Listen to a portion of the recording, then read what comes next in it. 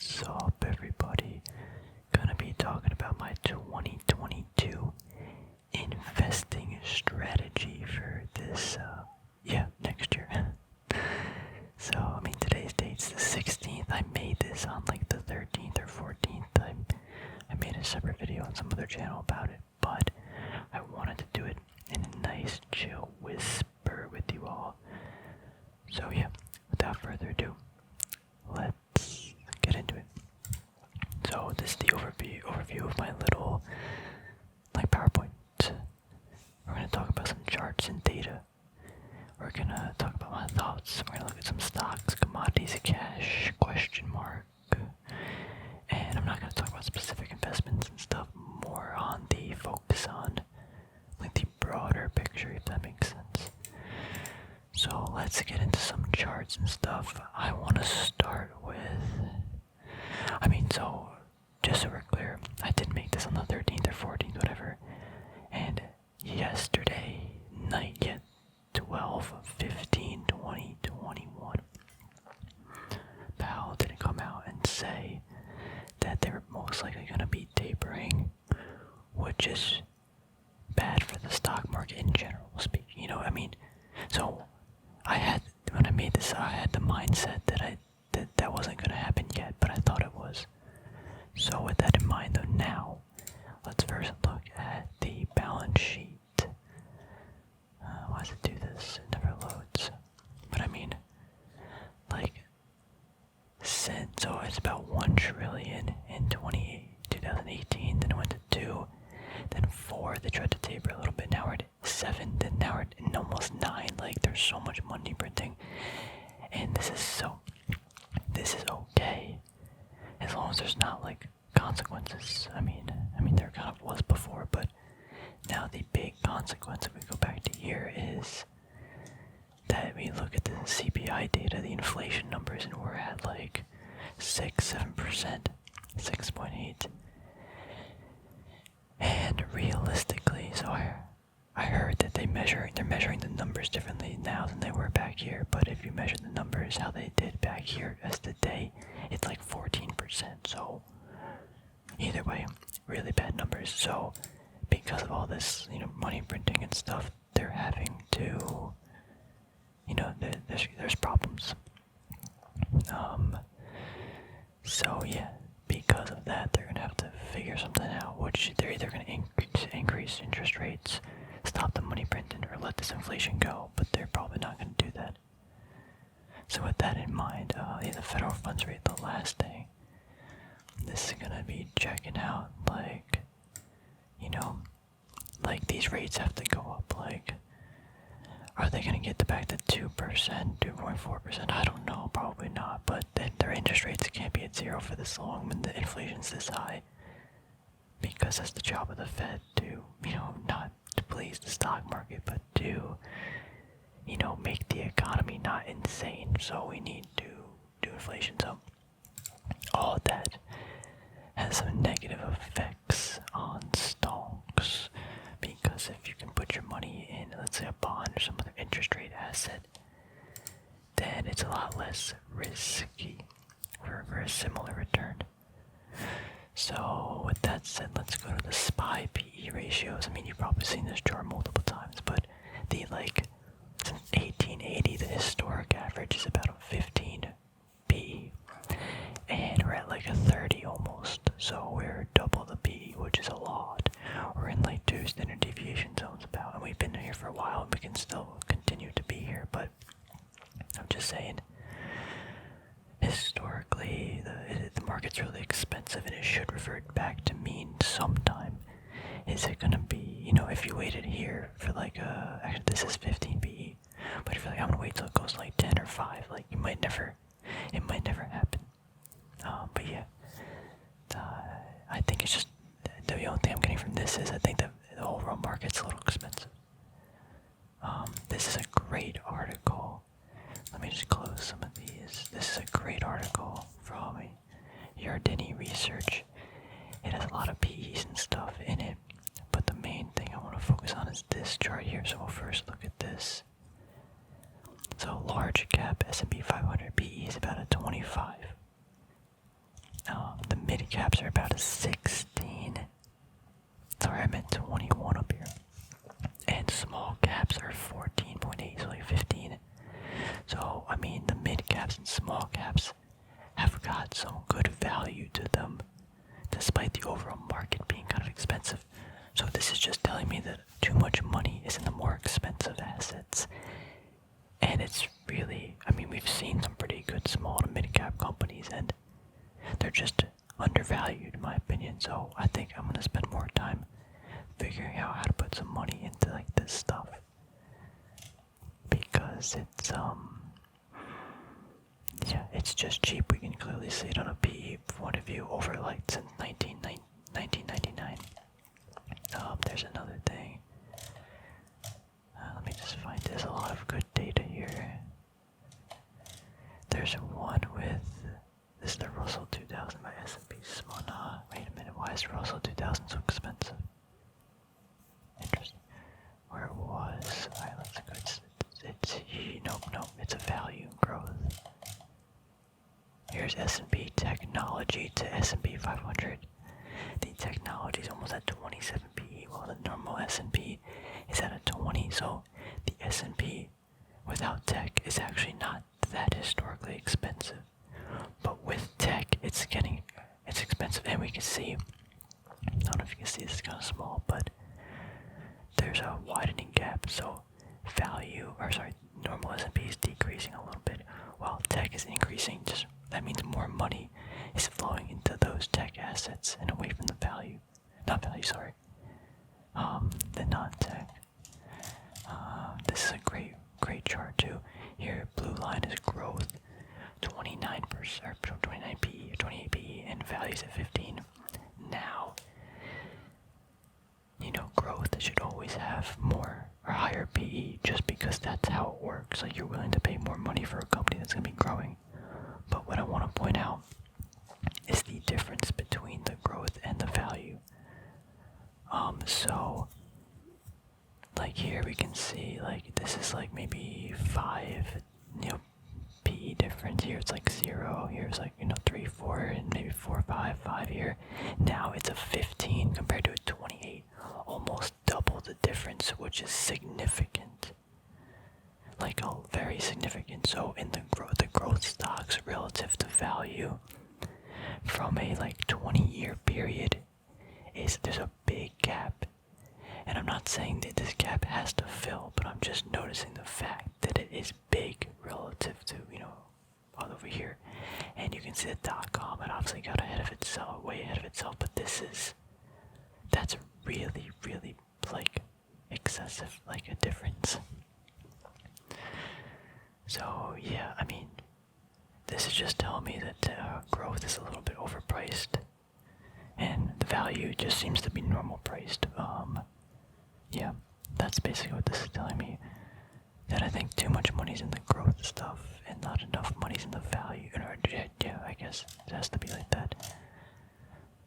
But yeah, that's a good chart. I think I'm gonna skip the silver charts, and we do a lot of, thinkorswim charts anyway. But the thing I want to discuss about the thinkorswim charts is, the SPY QQQ, and that's it. They're very extended relative to their mean value. So a pullback eventually would be healthy, but it could be this way for a while. So let's talk about the larger, just the markets in general. So SPY, Dow, QQQ charts. I mean, we look at them at least a few times, or I guess once a week now, but they are all really extended. And QQQ is the most extended, that has not come back to respect any of the lower support areas or even price levels. I do anticipate that it would, eventually, it doesn't have to happen these few months or even this year, but the longer it takes to come back to respect that price, the harder the fall that it's gonna probably face. So from those charts and things, we've seen that small and mid caps are actually still cheap in this market that seems to be pretty expensive. One of the things that I want to do is increase my positions in the small to mid cap, probably between the 5 5 to like 70 billion, probably 5 to 50 billion. I mean, give or take, but increase those positions. And yeah, do a lot more research though, because I haven't dug down into a lot of companies. I mean, we do have some, but definitely not enough that I want. And the markets are just expensive relative to history. There's no way to put it. And one of the best metrics of doing that is to take the price of the stock and divide it by the value. How much are they actually creating in net income or free cash flow? Just some type of metric. And they're just kind of expensive. I'm not saying they're like super bubble expensive, but it's not a value. And I understand there's inflation, there's other things, going on. But like, at the end of the day, there was inflation back then. There was other market crashes and stuff. Like, we have data to say that it doesn't matter. The last 100-something years, the market's expensive. So, one thing I want to say is it can continue to go parabolic for a very long. Like, this can go on for another year or two, where the PE is gonna stay at 30, go to like 35, and you can miss out on a lot of gains. So, I'm not gonna be removing positions or getting all fearful and stuff. I'm still gonna add to some stuff, but I just want to notice and be cautious about how much money I put in and where it's going, because if I'm buying things that clearly are not of value, like, that defeats the point of investing. So, and I'm just trying to chill a little bit. Like, I've been spending mad money these last few months in the market, so just gotta chill a little bit, raise some cash. And also, we noticed there's so much money flooding into these expensive stocks. One thing I want to say is Apple. It's a great company. I'm not denying that. But Apple's market cap is like 2.7 trillion. If that increases by 1%, that means that that company increased their market cap by 27 billion. That is a lot. That's a huge market cap increase. Like, we just have to be cautious. And I don't know if you want to say it's like a 30 PE. I mean, I don't know if I can do the math right now. I'm kind of tired.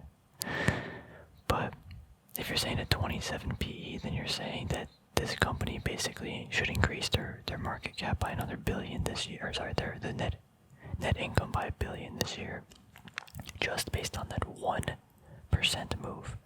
We've seen Apple rip up like 5%, 6% in like a week. Just gotta be careful, because a lot of expectation and growth is baked into this already huge company. So, just something to keep in mind. Because just because Apple, Google, Amazon, Microsoft, all these great companies are amazing, like, they're good, it doesn't mean you should pay an infinite amount of money based on that value, because that's not the point of investing. I mean, maybe to you, but not to me. It's about, buying at a decent value and hope that your money, grow. I mean, it still could grow, but man, there's a gambling, there's a gambling, and there's investing, and there's somewhere in between. But when something is clearly very expensive, it's a lot more like gambling, I guess, because you're just betting on the fact that this company is gonna increase exponentially in the future. Yeah, I'm on a tangent, but it's expensive, and there's a price to be paid for every single stock, regardless of who it is. Because remember, in the 2000s, Intel, like Cisco, and Oracle were the biggest, best companies. Now look where they are today, nowhere near the top. Commodities, I think, are still super undervalued. Gold and silver had a huge bid today. It was very nice, but it also got slapped the last few weeks. They were still at historic lows. There's a lot of inflation. This all benefits. Inflation benefits commodities, but having commodities or even an asset at historic lows is great risk reward, in my opinion. Oil and gas, I think I might add a little bit more. I think it's still in a good spot. It's going back to a great pullback zone where it should retest beautifully. We'll see. It's already a pretty good position in the portfolio. We had a huge gain in Exxon, like I think 60-70% if you want to include dividends. But might add some more to some other gold. I think I want a more leveraged play, smaller cap gold or oil company. Still going to increase my silver position because I think this decade, man, is looking great from a supply-demand fundamental for silver. I do want to add more physical coins because I haven't been buying any. And yeah, I just want to own some more physical gold. Same thing with silver. Gonna buy the miners and stuff. Gonna play the leverage plays. It's dirt cheap in my opinion. Assuming, I mean, obviously, like gold stays in these ranges, which I do anticipate. Sorry, I keep breathing. I have the mic on like high sensitivity, so every like little breath, I'm like trying to hold my breath. Uranium, I think this decade still looks great for uranium. I mean, that's kind of thinking far, but gonna be yeah, I got some plays for that, but I'm gonna buy some more miners and stuff, but I don't want to over leverage the portfolio at all because it's super volatile and I'm not gonna say it's a gamble, but it's definitely something that I don't want to be overconfident in. Let's go to the next slide. Cash, okay. Obviously, you know, everybody watches the videos. Cash is trash, get out of trash inflation. Yeah, I know, I understand. But having cash is great because I can buy stuff with it, you know? And I don't need to sell another asset or stock to, you know, buy something on demand if there's volatility, which I do expect there's going to be a good amount of volatility because just market conditions. So, despite their, you know, cash is trash with inflation and everything, I want the cash to be about 15 to 25% of the portfolio. The main thing with this is I want to have the money on hand. If something happens, I can deploy to the market. So if I got like 15% cash, the market falls like 10, 15% or something, it's going into the market. That's why it's there. Yeah, I'm not gonna be, if the market falls, I'm not gonna be like, oh, I need more cash, I'm gonna sell, you know. That's the mindset. Whatever this amount is, if the market tanks, it's going in the market at cheaper prices, which I'm excited for if it does, obviously. But yeah, I think there's going to be volatility because the Fed has to do something, and no matter what it does, I think it will have a negative effect on the market because they can't just keep money printing with 0% interest rates. Like, then because the consequence is high inflation, and we can't have high inflation because it's just dangerous for the economy. Like, it's not good. But yeah, bonds, I think, will have a place if these interest rates go up to a point where, you know, they become valuable, but I don't know anything about bonds, but I mean, I know a little bit about bonds, but not enough where I'm going to talk about them right now, but yeah, they have to, so regardless of inflation, they have to do something with the interest rates or just stop the money printing and negatively affect the market sometime this year. I would really think so because they can't keep this inflation like this. It's very bad. So they have to do something, and I want the cash so I can shove into the market. But yeah, see if it actually happens. I'm still gonna, yeah. So let's go to the portfolio moves through the entire year. Now this can change at like literally any time. Like tomorrow, I may be like, you know what, I'm gonna do this.